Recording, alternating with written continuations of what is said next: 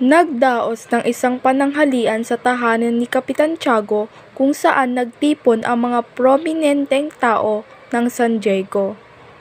Si Crisostomo at ang alkalde ay nakaupo sa magkabilang dulo ng hapag, habang si Maria Clara ay nasa kanan ni Crisostomo at ang eskribano naman ay nasa kaliwa. Bilang panig naman nakaluklok sina Kapitan Tiago, ang kapitan ng bayan, ilang prayle, mga opisyal na pamahalaan at mga kaibigan ni Maria Clara. Ang masigla ang lahat sa pagkain, nakatanggap si Kapitan Tiago ng isang telegrama na nag-udyok sa kanya na agad umalis sa hapag.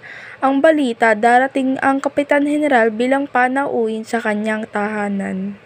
Marinig ito ng mga panauhin, nagkaroon sila ng iba't ibang reaksyon. Isang malaking dagok ito kina Padre Sibila at Padre Salvi sapagkat mas pinili ng Kapitan General na tumuloy sa bahay ni Kapitan Tiago karaniwan. Kaya walang kasiguraduhan kung gaano katagal siya mananatili doon. Tuloy ang pananghalian na pag-usapan ng mga panauhin ang iba't ibang paksa, ang hindi pagdating ni Padre Damaso, katahimikan ni Padre Salvi, kailangan ng mga magsasaka sa mga tamang paggamit ng kubyertos at ang mga kursong nais nilang kunin ng kanilang mga anak.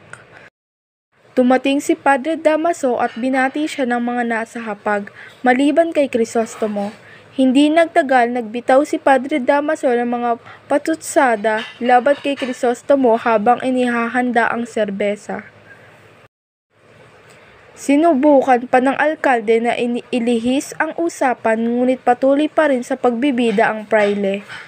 Nananatiling tahimik si Crisostomo, pinipigilan ang sarili.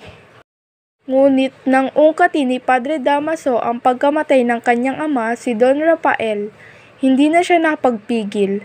Sa matinding galit, muntik na niyang saksakin ang pari, ngunit agad siyang napigilan ni Maria Clara. Dahil dito, napagpasyahan ni Crisostomo na lisanin na lamang ang pananghaliang iyon.